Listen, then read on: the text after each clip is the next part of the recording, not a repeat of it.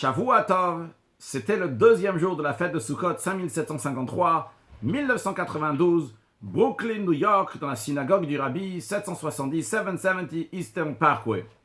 À rappeler que le Rabbi a eu une attaque cérébrale le 27 Adar 5752, donc en mars 1992, et le Rabbi donc, ne sortait pas en public, le public n'a pas pu voir le Rabbi. C'est dur à expliquer. Le désir, le plaisir, la volonté, l'envie d'un chassid de voir le Rabbi. Un chassid est prêt à tout faire pour voir le Rabbi, même pour quelques instants. Et pendant des semaines et des mois, les chassidim n'ont pas eu l'occasion de voir le Rabbi. Un peu avant Rosh Hashanah, une pièce a été construite dans la synagogue de 770, donc la synagogue qui est en bas, la grande synagogue, donc qui est un plafond qui est assez haut. Il y a une pièce qui a été construite dans le côté ouest de la synagogue, duquel le Rabbi pouvait passer de son bureau sur une chaise roulante et arriver directement dans cette pièce-là, que le Rabbi pouvait voir les gens pendant la prière, les gens ne pouvaient pas voir le Rabbi, et soudainement, à la fin de la prière, après la sonnerie du chauffard à Rosh Hashanah, pour la première fois, le Rabbi a été vu en public, il a été vu par certains aussi à Shavuot. Dans tous les cas, après environ 6 mois, on peut s'imaginer la joie qu'il y a eu chez les chassidim d'avoir vu le Rabbi. Personnellement, j'étais petit tout en étant là-bas, mais j'ai pas pu me réjouir, j'ai plutôt pleuré. Je me rappelle de ça parce que tout le monde est monté sur les bancs pour voir le Rabbi et j'ai pas poussé ou quoi que ce soit et donc j'avais raté cette occasion. En tous les cas, après, il y a encore quelques occasions. Et l'histoire que je veux raconter, c'est l'histoire dans laquelle j'étais là-bas présent au moment où ça s'est passé, bien que je n'ai pas réalisé tous les détails qui se sont passés à ce moment-là. C'était le deuxième jour de la fête de Sukkot. Je mangeais chez un ami qui m'a invité, la famille Slavin, qui habite juste à côté de 770, peut-être 3, 4, 5 maisons juste à côté de 770, dans une soukha, donc comme ça, une longue soukha, il y avait beaucoup d'invités. Et tout d'un coup, il y a quelqu'un qui est venu, il a dit quelque chose à monsieur Slavin, et soudainement, tout le monde s'est levé, tout le monde est sorti en courant de la soukha. Qu'est-ce qui s'est passé de tellement urgent? C'est que le Rabbi descend. Je ne me rappelle pas si c'était pour faire mincha ou c'était pour faire un farbrengen qu'ils ont annoncé. Mais en tous les cas, le Rabbi descend. Le Rabbi va venir à 770. Donc, on a tout de suite arrêté. Tout a été arrêté. Et hop, directement, donc on est partis tous à 770. Entre-temps, tous les juifs de la communauté ont entendu que le Rabbi allait sortir. Et le message qui a été passé, c'est que le Rabbi va venir à un farbrengen. Farbrengen, c'est-à-dire que le Rabbi va descendre en bas à 770. Donc, quelque chose qui n'a jamais eu lieu depuis le 27 Adar, que le Rabbi a eu une attaque cérébrale. Le Rabbi, en effet, est sorti quelques fois donc, dans la pièce qui a été faite au bout de la synagogue du côté ouest, mais le Rabbi n'est pas descendu en bas. Là, on a entendu, le Rabbi va faire un farbrengen. C'est-à-dire qu'on dit un farbrengen, c'est-à-dire que le Rabbi descend en bas. Et comme chaque racine a compris un farbrengen, c'est-à-dire que le Rabbi va parler, le Rabbi va dire les chaim, on va chanter, etc. Et pour tous les chassidim qui étaient là-bas, en tous les cas, c'était mon sentiment et le sentiment de beaucoup d'autres, c'était clair, si le Rabbi vient faire Fabrin, c'est que ça y est, le Rabbi maintenant va guérir, le Rabbi va nous amener en Eretz Israël, le Rabbi se dévoile en tant que Melech HaMashiach, Roi Mashiach, et ça y est, la galoute, l'exil, elle est finie. Ça, c'était le sentiment qu'il y avait. J'insiste sur ça, c'est important pour comprendre le contexte de la suite de ce qui s'est passé.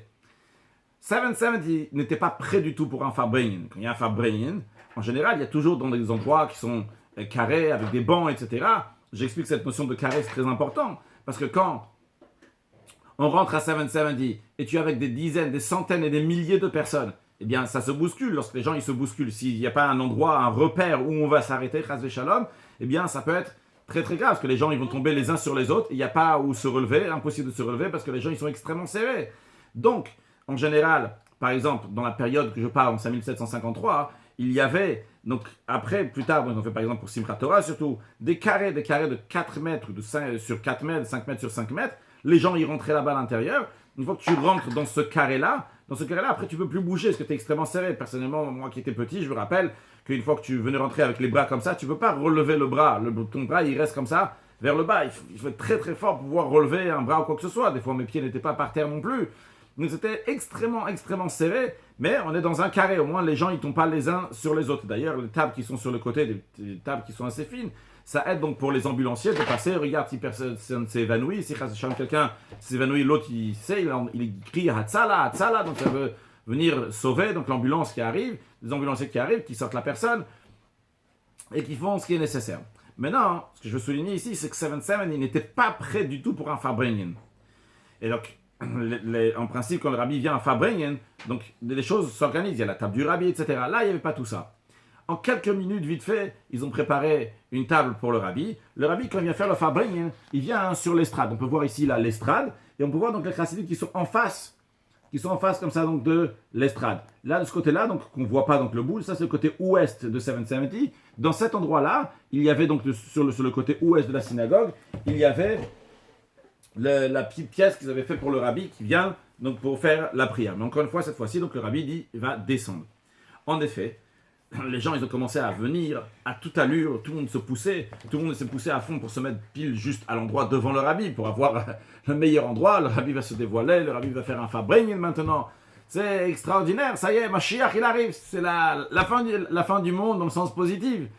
Et tout le monde arrive comme ça, se pousse les uns sur les autres. Personnellement, j'étais petit, donc je me suis mis, pour pas me faire écraser, je suis monté ici, là, dans cet endroit-là, on voit pas ici, mais sur l'estrade du rabbi au bout, là, on voit un tout petit peu sur la photo, on peut pas bien pouvoir voir ici, il y a un poteau, un peu comme les poteaux qu'on voit, les mêmes poteaux qu'il y a ici, là, comme ça, il y a un poteau comme ça ici sur le côté, donc qui était sur le côté donc de l'estrade du rabbi.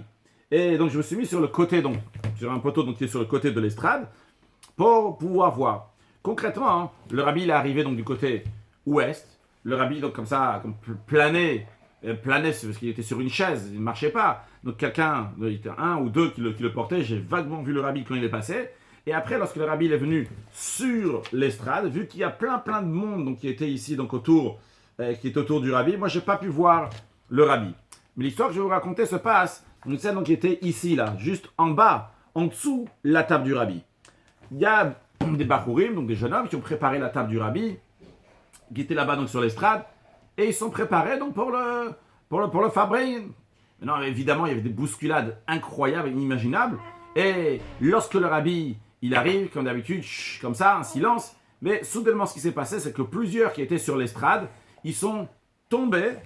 Donc, vu que c'était pas organisé, pas l'attaque comme ça, ceux qui étaient sur l'estrade ici, ils sont tombés en bas. Maintenant, en bas, il y avait énormément de bousculades. Il y avait peut-être 150, 200 personnes qui se bousculaient, mais qui se poussaient à fond les uns sur les autres. Et ceux qui sont tombés, donc ils sont tombés en bas, mais il y a un, Mendy Handel, lui il est tombé avec la tête vers le bas et les pieds vers le haut. Personne ne faisait attention, tout le monde était dans son truc, que lui il veut être devant le rabbi, lui voir, etc. Tout le monde poussait à droite à gauche, personne n'a fait attention. Et lui, il ressent au bout d'une minute qu'il n'arrive plus à respirer, son ventre il est écrasé, de shalom, c'est très très dangereux, très grave. Bien, comme ça passe du temps, le rabbi est assis, le rabbi fait constamment avec la main gauche, le rabbi était l'AVC, donc le rabbi ne pouvait pas bouger la main droite, et le rabbi constamment fait avec la main gauche, comme ça, genre de se calmer, et rien du tout, les choses, donc tout le monde pousse, tout le monde est devant, etc. Et le rabbi regarde à droite, à gauche, etc., mais il n'y a rien, les gens ils poussent, etc.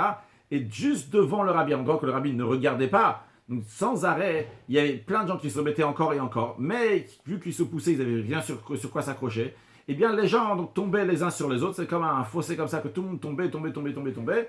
Jusqu'à que, au bout d'un moment, il y a deux costauds qui sont arrivés. Ils ont commencé à tirer les gens, hop, en arrière. Une fois qu'ils ont fait un nettoyage là-bas, il s'avère qu'il y en avait un qui restait par terre, qui était complètement noir. C'était ce Mendy Handel. Tout de suite, ils ont appelé la Hatzala, donc les ambulanciers qui sont arrivés, qui ont essayé donc de le faire respirer à nouveau. Et rien à faire. Ils ont essayé, jusqu'à que les ambulanciers qui travaillent dans la Hatzala, les docteurs donc qui sont à côté du rabbi, ils ont sauté la table de l'autre côté pour aller en bas et essayer eux-mêmes aussi donc de faire quelque chose. Rien à faire. Ils ont fait signe. Les Kohanim doivent sortir parce qu'un Kohen, il n'a pas le droit de rester sous le même toit qu'un mort. Donc il faut sortir. Maintenant, il y a quelqu'un malheureusement ici qui nous a quittés. Et ça, la suite, je l'ai vu de mes propres yeux. Il y avait un bachour, un jeune homme. Vu que moi j'étais ici sur ce poteau-là, le bachour il était en face, il était ici. Donc vu qu'il était ici, je pouvais le voir. Je ne pouvais pas voir le rabbi, mais je pouvais voir donc, les gens qui étaient en face.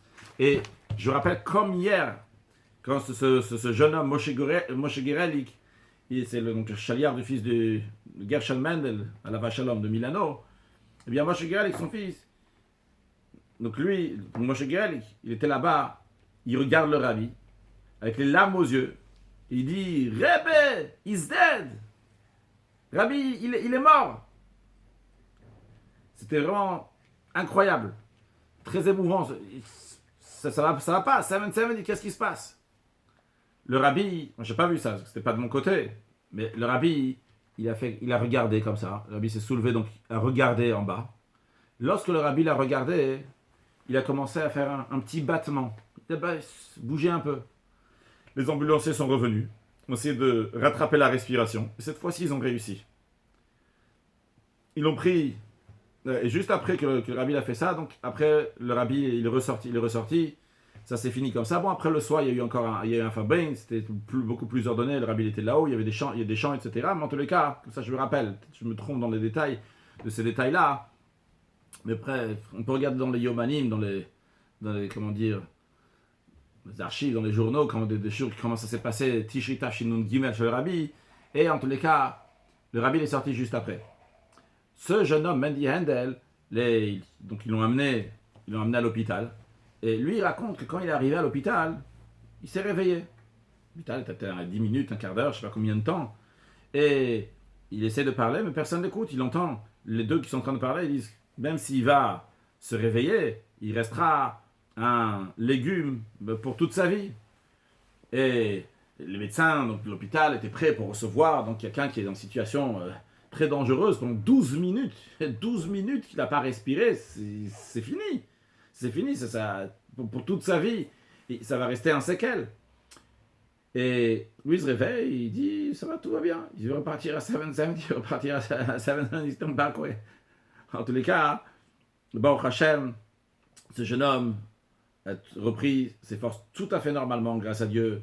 Aujourd'hui, donc c'est un papa, un grand-père, Baruch Hashem, des enfants, des petits-enfants. Il dit qu'il a écrit au rabbi que chaque racine, il sait que sa vie passe par le rabbi, mais lui, il a vu concrètement, il décide de se donner totalement pour le rabbi. Alors, je pense qu'un enseignement qu'on peut prendre ici, c'est le regard du rabbi. En yiddish, on est de Reben Sakuk. Le fait que le rabbi l'a regardé, quelque chose que le rabbi regarde, ça donne une très grande importance. Ça donne quelque chose, ça donne une force incroyable. Et cette personne-là, qui était considérée mort par les médecins, qui peut-être était vraiment mort, eh bien, par le regard du rabbi, il a vécu. Il est encore là avec nous aujourd'hui, avec tout le peuple juif en bonne santé, Be'ezrat Hashem. Alors, pourquoi on raconte ça maintenant? Concrètement, aujourd'hui, on ne peut pas avoir de Reb Ben Sakuk, on ne peut pas voir le rabbi. Mais il faut savoir qu'une photo du rabbi, une vidéo du rabbi, toutes ces choses-là, c'est aussi des Reb Ben Sakuk. Ça aussi, c'est le regard du rabbi. C'est nous qui regardons le rabbi. Mais le rabbi a dit plusieurs fois à plusieurs chassidim de s'imaginer, de voir l'image du rabbi. Le rabbi faisait à chaque fois référence au rabbi précédent. Mais pour nous, c'est l'image du rabbi. Le fait de voir le rabbi, ça a une influence. À tel point que quelqu'un qui avait certaines addictions, certains problèmes, le rabbi lui a dit d'avoir une photo du rabbi en faisant référence au rabbi précédent. Et quand il a besoin, quand il a cette addiction, eh bien qu'il regarde et qu'il sache que le rabbi le regarde toujours. Ce n'est pas seulement quand lui regarde la photo, que le rabbi le regarde toujours. Alors le regard du rabbi, il est là toujours. Quand nous, on regarde une photo du rabbi ou une vidéo du rabbi, etc., eh bien, il y a ce regard du rabbi. Le regard du rabbi, il a une influence. Vous savez que la personne a des marchavot tovot, des bonnes pensées, des pensées qui sont pures, parce qu'il regarde le rabbi. Alors, Baruch Hashem, aujourd'hui, on a la possibilité, grâce à Dieu, de pouvoir avoir des photos du rabbi, avoir des vidéos du rabbi. Eh bien, il faut en profiter, voir des choses qui sont positives, voir de Reb Ben Sakuk qui se demandait qu'est-ce que le Rebbe, il attend de moi, qu'est-ce que je dois faire pour activer la vue de Mashiach, de manière plus précise, pour accueillir Mashiach, parce que Mashiach, il arrive quoi qu'il arrive. Mais la question, comment je vais l'accueillir? Alors, qu'est-ce que je dois faire maintenant pour accueillir Mashiach? C'est une question que chacun, à chaque instant de sa vie, il doit se demander, est-ce que ma pensée, elle convient pour accueillir Mashiach? Est-ce que ma parole, elle convient pour accueillir Mashiach? Est-ce que mon action, elle convient pour amener Mashiach? Est-ce que ce que je vais faire, penser ou dire, ça va amener Mashiach ou pas? Ça, c'est ce qui influence le Reb Ben Sakuk, le regard du rabbi sur chacun de nous, de penser, le rabbi me regarde maintenant, qu'est-ce qu'il me demande de moi? Qu'est-ce qu'il veut de moi pour faire, pour venir Mashiach? Alors évidemment, chacun il sait que Veine Hashem Nitzavalav, qu'Hashem il est sur lui à chaque instant, et Hashem lui demande de faire Torah Mitzvot. Mais pourquoi je souligne de Reb Ben Sakuk, le regard du rabbi? Parce que quand on sait qu'Hashem nous regarde, évidemment, on sait qu'il faut faire Torah Mitzvot, le Shulchan Aruch, ce qui est super important, et pas juste super important, c'est la base de tout.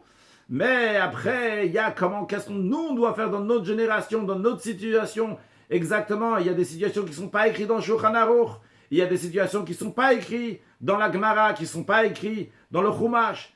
Et ça, quand c'est le Rebbe Sako, on apprend ce que le Rabbi nous demande, on lit les lettres du Rabbi, et suite à ça, on dit, le Rebbe, il me regarde maintenant, et il m'enseigne pour ma génération, pour moi, en tant que chassid, qu'est-ce que je dois faire pour amener ma Mashiach?